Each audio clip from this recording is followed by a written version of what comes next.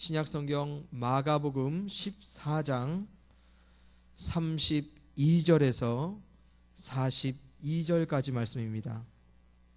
신약 마가복음 14장 32절에서 42절까지 말씀이고요. 한 절씩 교독하시고 마지막 42절은 다 같이 읽도록 하겠습니다. 제가 먼저 32절 봉독해 올립니다. 그들이 겟세마네라 하는 곳에 이르매 예수께서 제자들에게 이르시되 내가 기도할 동안에 너희는 여기 앉아 있으라 하시고,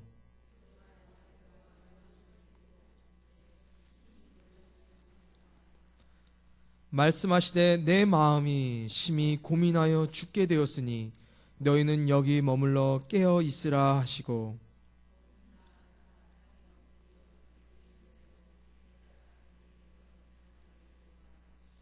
이르시되 아빠 아버지여 아버지께는 모든 것이 가능하오니 이 잔을 내게서 옮기시옵소서. 그러나 나의 원대로 마시옵고 아버지의 원대로 하옵소서 하시고,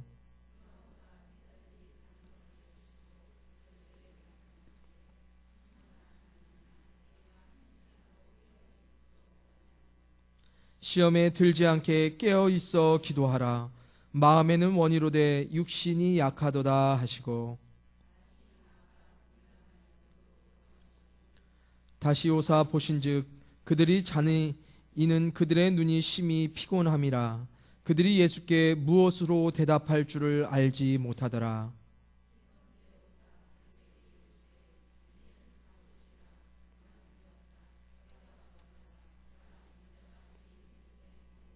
같이 읽습니다. 일어나라 함께 가자. 보라 나를 파는 자가 가까이 왔느니라. 아멘. 성도님들, 오늘 설교 제목이 혹시 뭔지 아십니까? 예, 그렇습니다. 오늘 설교 제목은 바로 끝장 기도입니다. 다 같이 한번 따라할게요. 끝장 기도. 끝장 기도. 네. 끝장 하면 떠오르시는 어떤 느낌이 있으십니까? 내가 너는 완전 절단 낼 거야, 먼저 끝장 낼 거야 하는 그 느낌 있죠? 그 느낌 그대로 오늘 설교 말씀 끝까지 가져가시면 되겠어요. 아시겠죠? 우리가 끝장 내기 위해서 하는 그 느낌이 있잖아요. 아주 강하고 아주 확실하고 아주 결단한 그 느낌이요. 그 느낌 그대로 오늘 말씀 처음부터 끝까지 가져가시면 되겠습니다. 저는 오늘 기도와 관련해서요, 우리가 끝장을 봐야 할 것들에 대하여 잠시 말씀을 통해서 상고해 보고자 합니다. 첫째로 우리가 기도하기 전에 반드시 끝장을 내야 할 일들에 대해서 먼저 생각해 볼게요. 먼저 본문 32절을 다시 한번 읽습니다. 같이 읽습니다. 시작. 그들이 겟세마네라 하는 곳에 이르매 예수께서 제자들에게 이르시되 내가 기도할 동안에 너희는 여기 앉아 있으라 하시고. 아멘. 특별히 사복음서에서요, 예수님이 기도하신 기록들을 살펴보면 이렇습니다. 예수님은 기도하러 산에 올라가시고요, 한적한 곳에 따로 가서 기도하시고요, 그리고 새벽 미명에 기도하러 올라가시고요, 날이 저물 때까지 기도하시고 새벽이 다 맞도록 기도하신다라는 표현들이 사복음서에 기록되고 있습니다. 오늘 본문에서 예수님은 어딜 가셨죠? 네, 겟세마네 동산에 기도하러 가셨습니다. 이렇듯 예수님이 기도하신 기록들에는 한 가지 공통점이 있습니다. 그것은 바로 예수님은 기도하기 위해서 어딘가를 가셨다는 것입니다.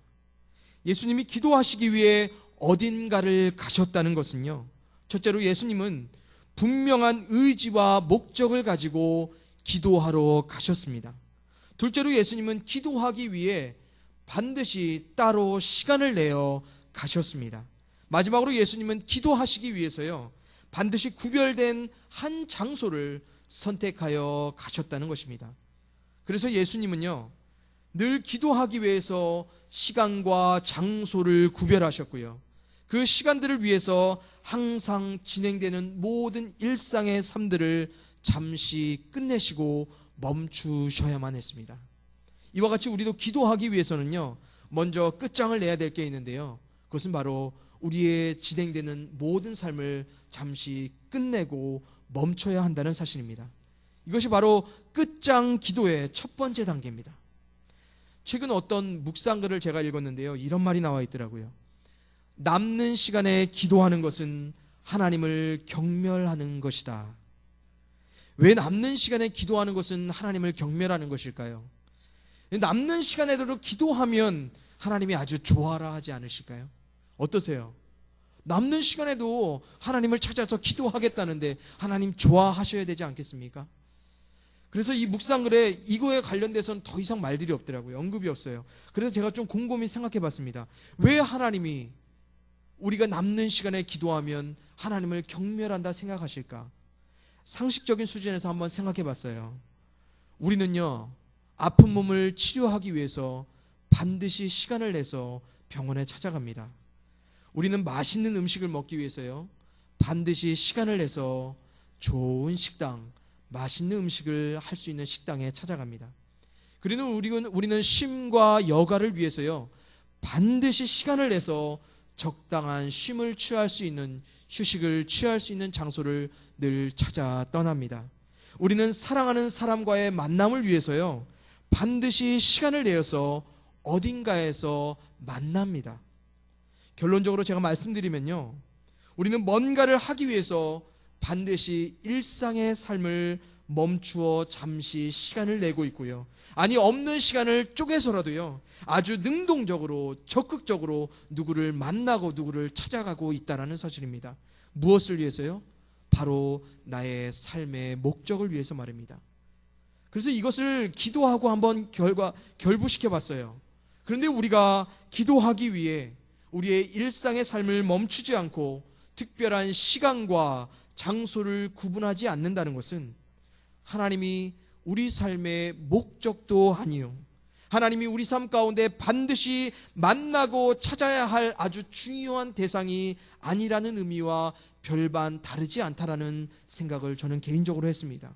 그래서 우리가 시간 되면 기도하고 우리가 정할 일 없을 때 기도 가운데 하나님을 만난다는 것은 하나님을 경멸하고 혹 하나님을 무시하는 것은 아닐까라는 생각을 해봅니다. 그래서 이 묵상글에서 마지막에 이렇게 얘기하고 있더라고요. 기도를 위한 시간을 특별히 내지 않는 것은 전혀 기도하지 않는 것과 같다. 사랑하는 성도님들, 지금 20일 특별 새벽 부흥회 아주 은혜롭게 잘 하고 계시죠? 웃지만 마시고 한번 대답해 보세요. 은혜로우시죠? 예, 너무 좋으시죠? 이 시간을 위해서 지금 여러분들이요, 지금 벌써 16일, 17일 이제 다가서고 있습니다. 이 시간들을 위해 여러분들이 지금 현재 가장 우선적으로 하시는 일들이 있으십니다. 바로 이 시간들을 위해서 여러분들은요, 매일매일 아주 특별한 시간과 특별한 장소를 구별하기 위해서 날마다 삶을 새롭게 하고 계십니다. 특별한 목적을 가지고요, 여러분들은 기도하기 위해서 이 자리에 찾고 계신다는 것입니다. 그래서 여러분들은 이 시간을 구별하기 위해서 지금 아주 특별한 삶의 패턴들을 만들어가고 있으세요. 좀 더 잠을 일찍 주무셔야 되잖아요. 그렇죠? 또 새벽에 일찍 일어나시려면 어떻게 하셔야 돼요? 좀 일도 빨리빨리 끝내놓으셔야 되잖아요. 그렇죠? 그리고 새벽에 일어나셔서 좀 어떻게 하셔야 돼요? 평소 때보다 조금 더 일찍 나오셔서 예쁘게 단장하고, 뭐 예쁘게 단장까지는 못할지라도 깨끗이 씻고 또 차량도 타고 오셔야 되고 여러 가지 분주하시잖아요. 그래서 여러분들은 늘 지금 20일 동안 몸으로, 영으로 이 특별한 시간을 만들고 장소를 선택하여 나오는 것을 연습하고 새기고 계신다는 거예요. 그래서 이 일상의 특별한 멈춤들을 지금 우리가 교회에서 공식적으로 여러분들에게 허락하고 있는 것입니다. 또 여러분들 이 허락된 자리 가운데 기꺼이 참여하고 계시고요. 스페셜, 특별한 거 너무 좋지 않습니까? 특별한 거 너무너무 좋잖아요. 그렇다면 이 특별한 날은요, 절대로 20일만 해서 끝나면 안 됩니다. 특별한 날은 다 좋아하면서 왜 기도는 20일만으로 끝내려고 하세요? 특별한 날은 경품이 있고 선물이 있습니다. 그렇죠? 마트에서도 아주 특별한 날에만 경품을 주고 선물을 줘요. 그런데 이 특별한 날, 하나님이 주시겠다는 이 특별한 날, 선물 주시겠다는 날, 우리의 삶 가운데 복 주시고 우리의 삶을 회복시키겠다는 이 날을 왜 우리는 날마다 삶 가운데서 그만하고 있는지 모르겠습니다. 제가 왜 여러분들이 그렇게 그만하려는지 알아요. 새벽이라서 그렇습니다. 그렇죠? 새벽은 참 힘든 시간이에요. 새벽을 따로 시간을 내서, 또한 새벽에 따로 공간을 마련해서 하나님을 찾고 하나님께 나의 삶의 모든 것들을 구한다는 거 쉽지 않습니다. 하지만요, 특별한 멈춤의 시간들을요, 새벽이든 아침이든 저녁이든 여러분들의 삶을 잠시 끝을 내고 하나님을 위한 특별한 삶의 여백과 공간을 여러분들이 만드시기 시작하면요, 그 삶의 여백과 공간을 통해서 하나님은 충만히 자신의 것으로 가득히 메우시고요, 그 가득히 메우신 그 삶을 통해서 여러분들의 삶은 매일매일이 특별하여 질 것이라 저는 간절히 믿습니다. 그래서 특별한 매일을 만들기 위해서 여러분들은 날마다 기도하셔야 되고요, 기도하시기 위해서 여러분들은 특별한 시간과 장소를 날마다 하나님 앞에 올려드리셔야 됩니다. 그럴 때 하나님께서는요, 기뻐하세요. 그 기도가 정말로 내가 하나님 앞에 끝장을 내기 위해 내가 나아오고 있구나, 하나님이 바라보신다니까요. 사랑하는 성도님들, 간절히 바라옵기는 여러분들이 매일의 삶 가운데서 하나님을 위한 특별한 공간들을 날마다 만드심으로 하나님이 그 자리 가운데 찾아오셔서 여러분의 삶을 특별하게 만드시는 그 은혜를, 그 축복들을 날마다 삶 가운데 경험하시기를 간절히 주님의 이름으로 축원드립니다. 둘째로요, 우리는 기도 가운데 반드시 끝을 내야 할 두 가지가 있습니다. 아까는 기도 전에 우리가 미리 끝내야 되는 부분인데요, 이제는 기도 안에서 우리가 끝내야 될 부분이 두 개 있습니다. 그 한 가지는 바로 기도의 동역자들에 대한 의지입니다. 다시 말해, 나를 위해 기도해주는 사람들에 대한 지나친 의지를 삼가해야 한다는 말입니다. 저는 개인적으로 겟세마네에서 예수님의 이 최후의 기도가 인간으로 오신 예수님의 가장 인간적인 모습을 잘 그려낸 본문이라 저는 생각합니다. 보세요, 예수님은 33절에서 기도하러 가시는데 그 마음이 심히 놀라시며 슬퍼하셨다라고 말합니다. 여기서 놀라셨다는 표현을요, 원어 성경에서는 이렇게 말합니다. 아주 스트레스를 많이 받으셨다고요. 또한 34절에서는요, 같이 온 세 명의 애제자 베드로, 야고보, 요한에게 이렇게 말씀하십니다. 우리 34절 말씀 다 같이 한번 읽어볼게요. 34절입니다. 시작. 말씀하시되 내 마음이 심히 고민하여 죽게 되었으니 너희는 여기 머물러 깨어 있으라 하시고, 내 마음이 심히 고민하여 죽게 되었으니, 예수님의 마음이요, 지금 당신의 죽음 앞에 평상심을 유지할 그런 마음이 아니셨어요.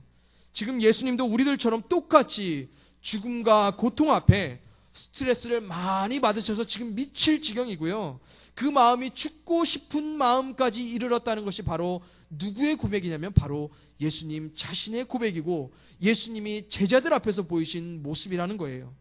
이 감정이요, 예수님이 겟세마네에 올랐는데 갑자기 북받쳐 올랐던 그런 마음이라 생각하십니까? 아닙니다. 예수님이 기도하러 겟세마네에 올라오시기 며칠 전을 한번 살펴보면요, 정말 죽을 맛이겠다 싶습니다. 며칠 전에 제자 중 한 사람은 이미 예수님을 배반하여 예수님을 팔아 넘겼고요, 사랑하는 제자들과 마지막 애찬을 나누는 자리에서 예수님은 죽음과 이별을 고하셔야만 했습니다.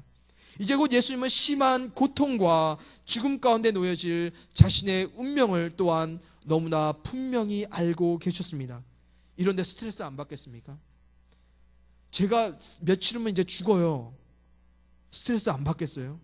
가만히 있을 수 있겠습니까? 안 슬프겠습니까? 정말 죽고 싶은 심정이 아니겠습니까? 내 사랑하는 가족들이, 내 사랑하는 제자들이 바로 내 곁에서 이제 떠나갈 건데요. 그래서 예수님은 자신의 운명에 관한 물음을 끝장내시기 위해서 하나님과 대면하는 기도의 자리 가운데 서시게 됩니다. 그 자리에 자신의 수제자 3명을 기도의 동역자로, 중보자로 같이 데려가시고요. 그런데요, 제자들요, 예수님이 그렇게 슬프고 죽겠다고 그 심정을 토로하고 같이 깨어서 좀 기도 좀 해줘라고 예수님께서 간절히 부탁했습니다. 그런데 어떻게 하고 있죠? 졸고 있습니다. 아니, 자고 있습니다. 그것도 예수님이 기도하러 3번 올라가셨다가 3번 내려온 다요. 마지막에 뭐라고 그러세요? 그냥 자. 그냥 자. 그냥 이제 쉬어. 그만 됐어. 라고 할 정도로 깊이 잠들고 있었어요. 아무리 육신이 힘들어도요, 예수님께서는 이대하시지만 그 정도 못 해주겠습니까? 뭐 며칠을 하래요? 하루도 아니에요. 몇 시간이었는데 그것도 못 해줬어요. 그게 사람이에요. 사랑하는 성도님들, 여러분의 기도는요, 여러분이 끝내시기 바랍니다. 여러분 자신이 하나님과 함께 끝내신다는 간절한 마음으로 기도의 자리 가운데 날마다 서시기를 간절히 바랍니다. 그것은 바로 우리 기도의 제목과 소원입니다. 이 부분이 조금 힘들어요. 본문 35절, 36절 말씀을 다 같이 읽습니다. 35절, 36절입니다. 시작. 조금 나아가사 땅에 엎드려 될 수 있는 대로 이 때가 자기에게서 지나가기를 구하여 이르시되 아빠 아버지여 아버지께서는 모든 것이 가능하오니 이 잔을 내게서 옮기시옵소서. 그러나 나의 원대로 마시옵고 아버지의 원대로 하옵소서 하시고. 아멘. 지금 여기서 보세요. 36절에요. 예수님이 하나님 아버지의 이름을 몇 번이나 부르냐면요, 아빠, 아버지, 아버지, 아버지, 아버지 4번을 부려 하나님 앞에 부르짖습니다. 아빠라는 표현은요, 너무 친숙한 진짜 아빠라는 표현이에요. 지금 예수님 어떤 분위기였는지 모르겠는데 약간 예수님이 응석 부리는 그런 느낌이 전 들었어요. 아빠, 아버지, 아버지 한 번만 좀 봐주세요. 한 번만 이것 좀 지나가게 해주세요. 내가 원하는 것 한 번만 들어주세요. 나를 향한 하나님의 계획하심을 한 번만 바꿔주시면 모든 것이 가능하신 아버지 하나님 아닙니까? 나의 삶 가운데 계획하신 모든 뜻 한 번만 지나가게 해주세요. 39절의 말씀과 같이 이 말씀을 예수님이 무려 3번이나 하나님 앞에 올라가서 고백하십니다. 할 수만 있다면 예수님도 자신의 간구와 소원 그대로 하나님께 응답받기를 원하셨어요. 우리도 날마다 기도 가운데 우리가 바라는 간구와 소원을 가지고 하나님께서 그대로 우리 가운데 응답하여 주시기를 원하십니다.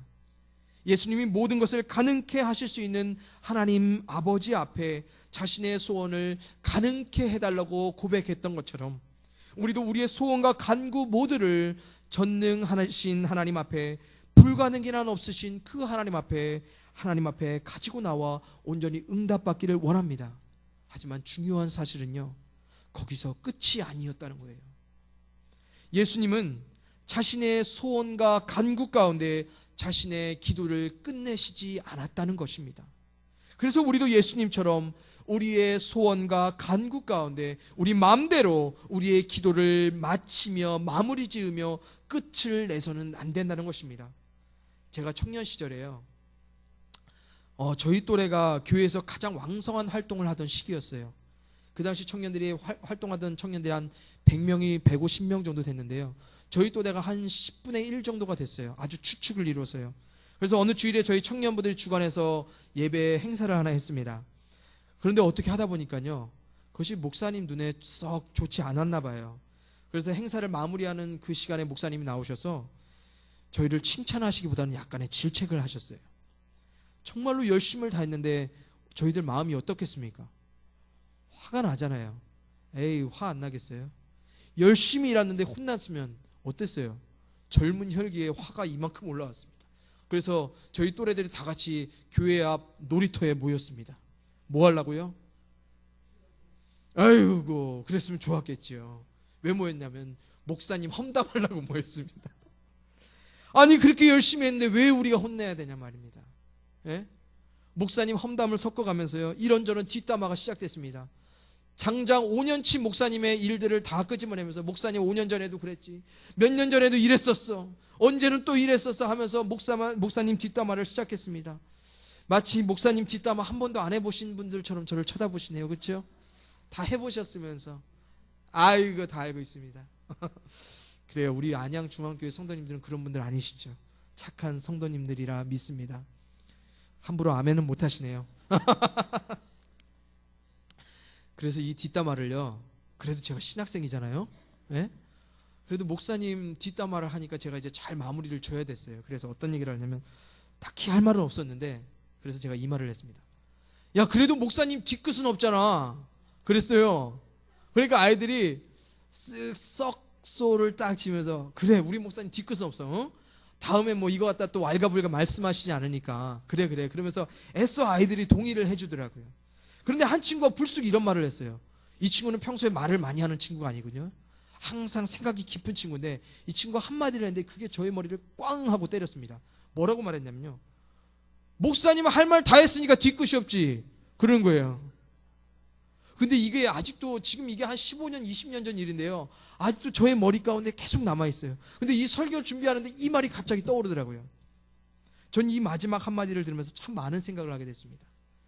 뒤끝이 없다, 할 말 다 했으니 더 할 말이, 더 들을 말이 없다는 의미에서 우리는 뒤끝이 없다라는 말을 합니다. 그렇죠? 그런데 우리는요, 기도 가운데 뒤끝이 있어야 돼요.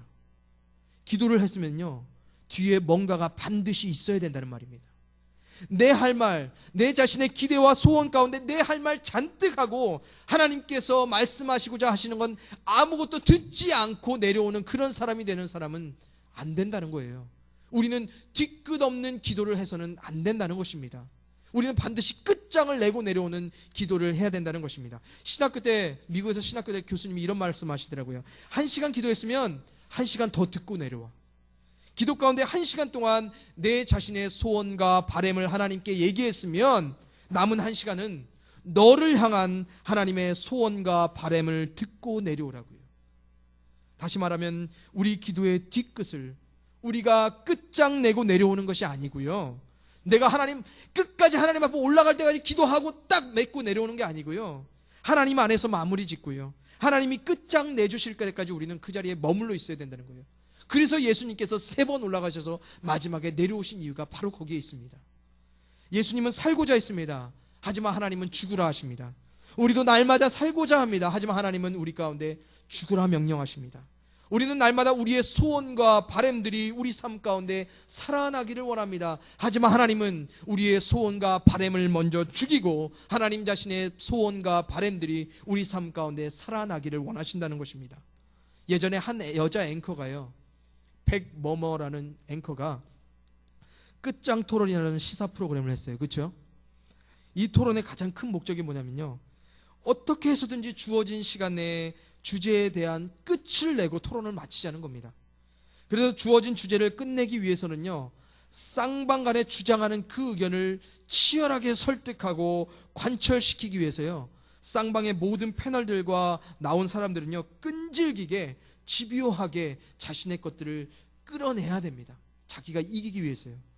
예수님은 지금 하나님과 한판 붙고 있습니다. 끝장 보시기 위해 산에 오르셨어요. 그래서 예수님은 자신의 수제자 3명까지 동원했고요, 한 번도 아니고 3번이나 기도하러 동산 가운데 올라가십니다. 그런데 중요한 사실은요, 예수님은 자신의 뜻을 하나님께 설득하고 관철시키기 위해서 3명의 동역자와 함께 올라가신 게 아니고요, 하나님의 뜻을 꺾어보기 위해서 예수님이 3번씩이나 하나님 앞에 기도의 자리 가운데 서신 것이 아니라는 것입니다. 다시 말해 예수님은 끝까지 자신이 목적하신 뜻을 하나님께 받아내기 위해서 그 자리에 그렇게 집요하게 끈질기게 올라가신 것이 아니라는 거예요. 오히려 예수님은 살고자 하시는 자신의 의지를 꺾으시기 위하여서, 죽으라 하시는 하나님의 응답을 온전히 받아들이기 위해서 그 자리에 또다시, 그리고 또다시 올라가셨고요, 자신의 뜻이 하나님의 뜻으로 온전히 바뀌어질 때까지 땀이 핏방울이 되도록 예수님께서 기도하셨다는 것입니다. 그런데 우리는 어때요? 우리는 우리 간구와 요구와 기대가 응답될 때까지 죽어라 하나님 앞에 나옵니다. 우리는 땀이 핏방울이 되지 않지만 눈이 튀어나올 정도로 하나님 앞에 나아가서 부르짖고 우리의 목이 쉬도록 하나님 앞에 부르짖어요. 근데 부르짖기만 해요. 부르짖은 거에 대한 응답은 받지 않고요, 그 가운데서도 하나님은 여전히 우리가 바뀌어져야 된다고, 여전히 우리는 하나님의 것들을 더 들어야 된다고 말씀하시는데 우리는 올라갔다만 마칩니다. 사랑하는 성도님들, 하나님의 뜻하심이 여러분의 기도와 간구 가운데 온전히 받아들여질 때요, 하나님의 뜻으로 끝장을 볼 때까지 또 기도하시고 또 기도하시는 여러분의 삶들이 되시기를 간절히 바라겠습니다. 이것이 예수님이 보여주신, 예수님이 자신의 삶의 마지막 소명을 다하는 그날까지 선택하셨던 하나님 앞에 삶의 자세, 즉 끝장 기도에 대한 실제입니다. 하나님의 뜻으로요, 하나님이 원하시는 응답으로 가득 채워진 기도는요, 그래서 이와 같은 반응이 나타납니다. 본문 41절, 42절을 한번 읽어볼게요. 41, 42절입니다. 시작. 세 번째 오사 그들에게 이르시되 이제는 자고 쉬라. 그만 되었다. 때가 왔도다. 보라, 인자가 죄인의 손에 팔리느니라. 일어나라, 함께 가자. 보라, 나를 파는 자가 가까이 왔느니라. 아멘. 보세요. 기도 전에는요, 기도 중에, 기도 응답 받은 후에 예수님의 태도가 전혀 다릅니다. 응답 받으면요, 당당히 주어진 삶 가운데 서게 됩니다. 그것이 죽음이든, 그것이 고통이든, 아픔이든, 어려움이든 삶의 모든 것을 당당하게 직면하게 되는 게 바로 응답받은 자의 삶이라는 것입니다. 그래서 하나님의 뜻 가운데 기도 응답받으면요, 삶에 거칠 것이 없어요. 죽음? 까짓 거. 절망, 어려움? 까짓 거 한번 부딪혀보지. 왜? 그 자리에 하나님의 뜻이 있기 때문에, 하나님의 뜻 가운데 우리가 끝을 볼 거를 알기 때문에 우리는 받아들입니다. 죽음을 기쁨 가운데 받아들여요. 삶의 어려움들을 우리가 이겨낼 수 있을 거라는 확신을 가지고 넘어섭니다. 왜요? 하나님이 우리 가운데 응답하시기 때문에요. 하나님이 우리 가운데 지키신다, 도우신다 약속하셨기 때문에요. 사랑하는 성도님들, 기도는 전능하신 하나님이 계시기에 우리가 시작하는 것이지만 그 기도 가운데 끝을 내시는 분은 바로 하나님이십니다. 하나님은 그냥 우리가 기도하기 절대로 원하시지 않습니다. 하나님은 우리가 늘 끝장 보고 기도하기를 원하세요. 끝장을 다 보고 여러분들 돌아가기 원하신다는 겁니다. 그래서 우리 하나님은요, 반드시 우리 삶의 여정을 잠시 끝을 내고 잠시 멈추어 서서 하나님을 향한 시간과 장소를 구별하여 의지를 가지고 간절한 마음으로 하나님을 찾기 원하십니다. 또한 그 하나님은 우리가 의지할 수 있는 모든 것을 내려놓고 우리의 모든 소원과 간구가 하나님의 뜻하심 가운데 끝내지기를 다 수용하기를 원하십니다. 그리고 마지막으로 우리 하나님은요, 당신이 끝내실 때까지 우리가 날마다 기도하기를 원하신다는 것입니다. 이젠 끝장내는 기도를요, 다시 한번 시작해 보세요.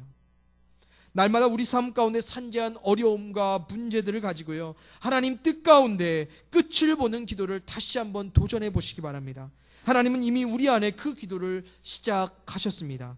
우리 하나님은 우리가 끝내지만 않으면요, 우리만 중간에서 포기하지 않고 중간에 멈추지 않으면요, 하나님은 끝까지 우리와 함께 하십니다. 우리가 기도하면요, 하나님은 끝까지 보장하시는 분이세요. 하나님의 뜻 가운데 끝까지 우리와 함께 하실 하나님을 기대하시고 소망하시기 바랍니다. 그 하나님이 여러분들 모든 기도 가운데 선한 것으로 가장 좋은 하나님의 뜻으로서 응답하시며 축복하시며 역사하여 주실 것이라 간절히 믿습니다. 기도하고 또 기도하세요. 끝을 볼 때까지 말입니다. 아멘.